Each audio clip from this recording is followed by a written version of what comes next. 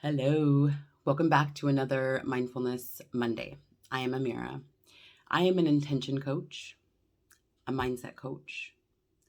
And one of the things that I often hear from people is that they think because someone is mindful that they are always happy. That is so not the case. What mindfulness brings into your life is it brings you to a place where no matter what is happening around you, you are able to better regulate your emotions so that you are not reacting to life. When things happen in life, you're not reacting to those things. Um, Even if you're reacting in an upset way, angry way, or crying, you're not going to do something outside of that is harmful to yourself or someone else. Okay. So today, what I want to talk about is breaking free from unhealthy habit energy. We all have things that as children, we grew up doing things a certain way, watching our parents doing things a certain way. It's just a natural part of life. And what happens is things become habits. So whether it's a positive or a negative, it becomes a habit. So for me, I was an extremely negative thinker. Everything that someone did or people did or said to me, I internalized it to the point of abuse, self abuse. I was stupid. I was a loser. I wasn't good enough. I wasn't this. I can't accomplish anything.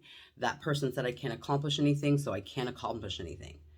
And it was this habit energy of mine to be negative and to take on everything that someone said or thought or did to me or whatever. I was very negative in how I thought and processed that.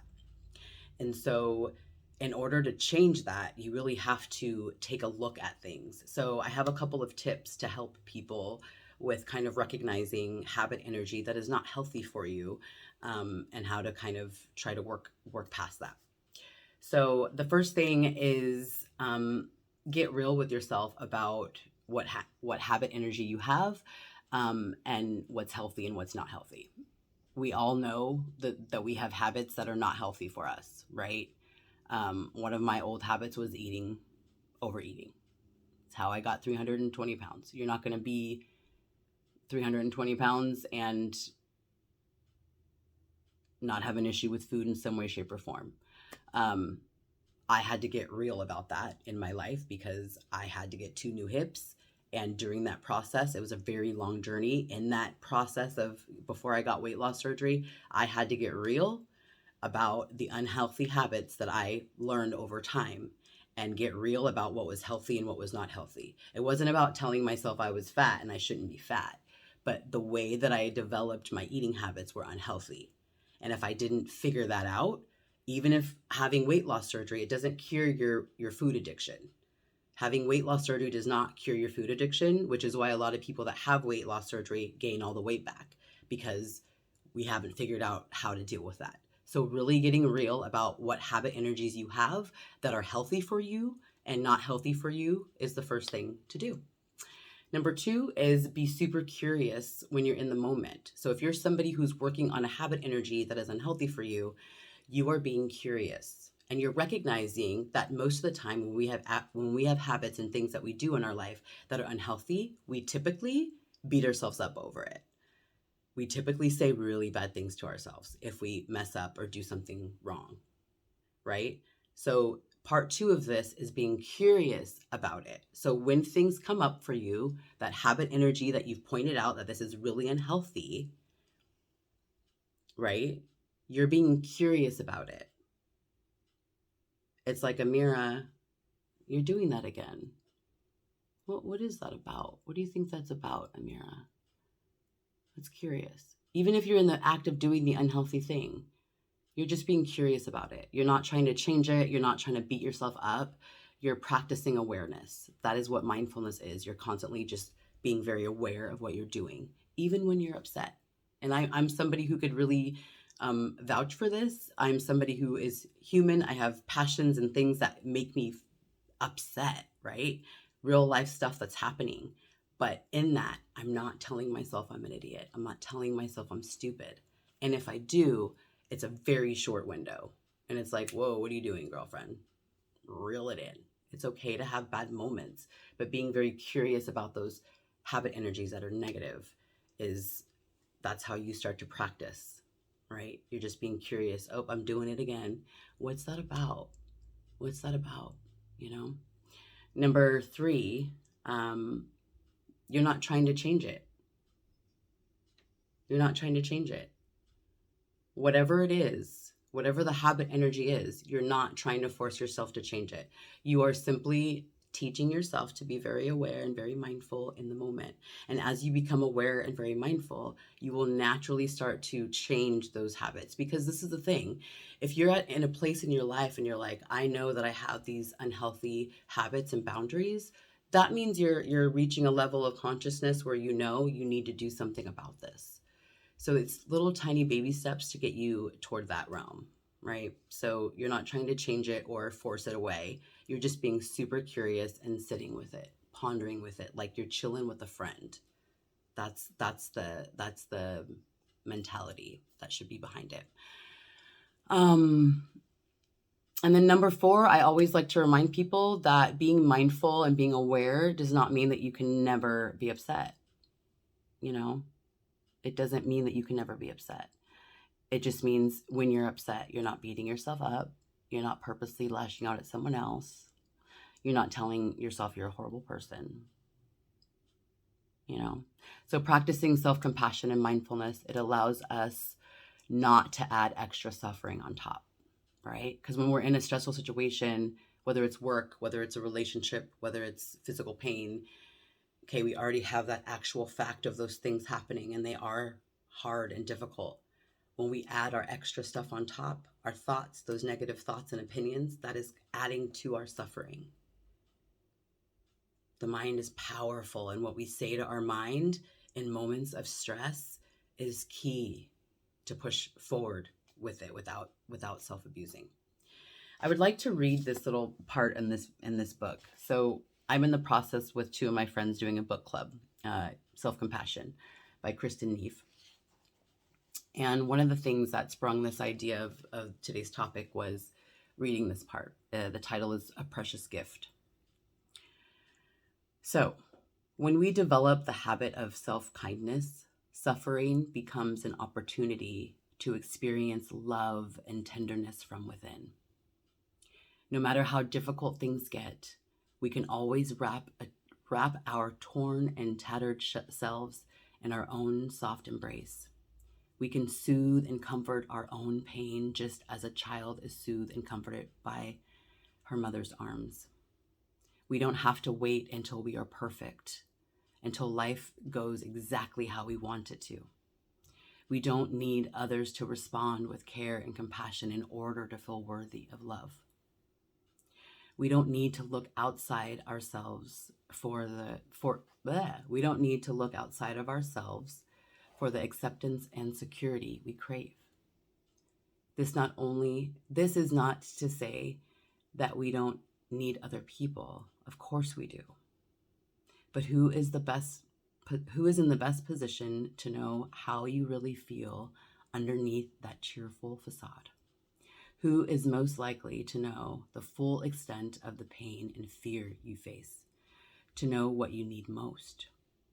Who is the only person in your life who is available 24/7 to provide you with care and kindness? You.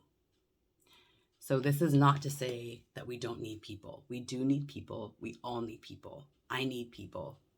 I have my core people. My husband is a huge part of my core people, right? But I don't need my husband's validation. I don't need other people's validation to know that I'm lovable. Even when you see me upset, mad about racism on Facebook or homophobia on Facebook, I'm still not being mean to myself. I love myself. And it's about that internal self-love and knowing, yes, I do need human connection and I do need other people, but you also get to love yourself whole and full, even when you feel like crap.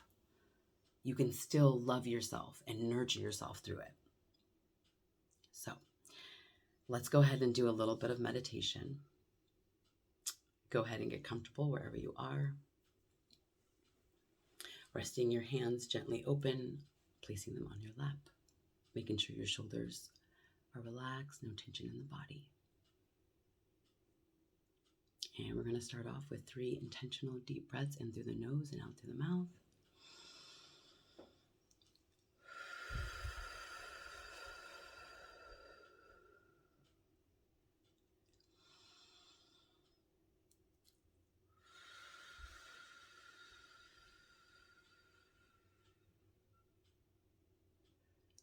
One last time.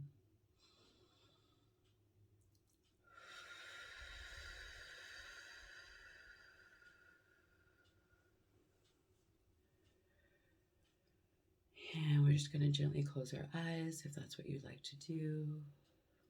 And we're just breathing regular, whatever the natural rhythm is for you.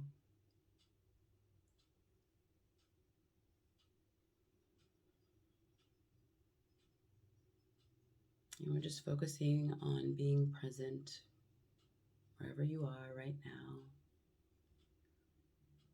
Just being present with yourself.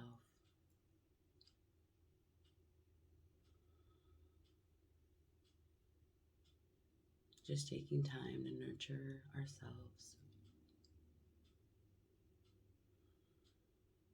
If you need to hold yourself, place your hand on your heart. Give yourself a hug. Go ahead and do that.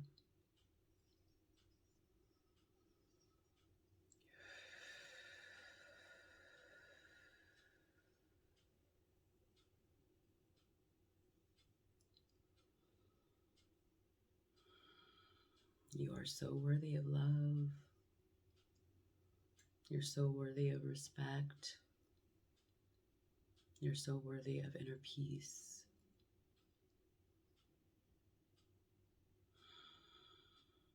And you are so worthy to have all of those things from within. Everything you need is already inside of you. We're not trying to change our pain or discomfort. We're just being with it. We're being a friend to our thoughts.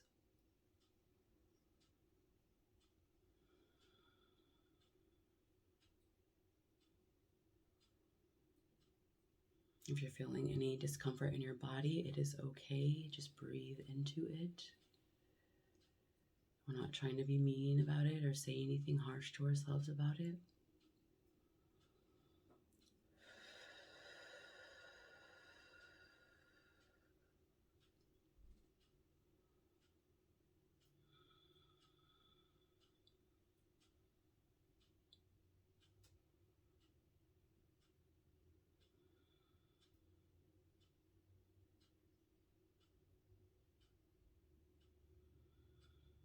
Before we wrap up this meditation, I just want to offer for you this week to practice being curious about your habit energies.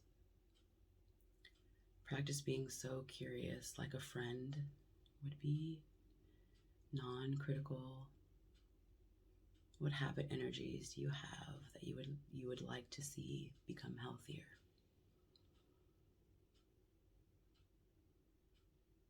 Go ahead and deepen your breath in through your nose, out through your mouth.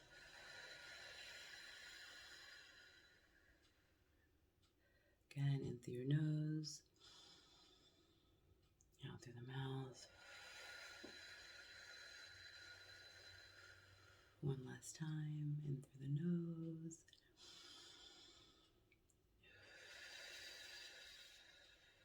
Out through the mouth. Go ahead and wiggle your toes, wiggle your fingers, or your shoulders back. And if your eyes aren't already open, go ahead and do so. Thank you so much for spending these few minutes with me. Have an amazing week, and I love you.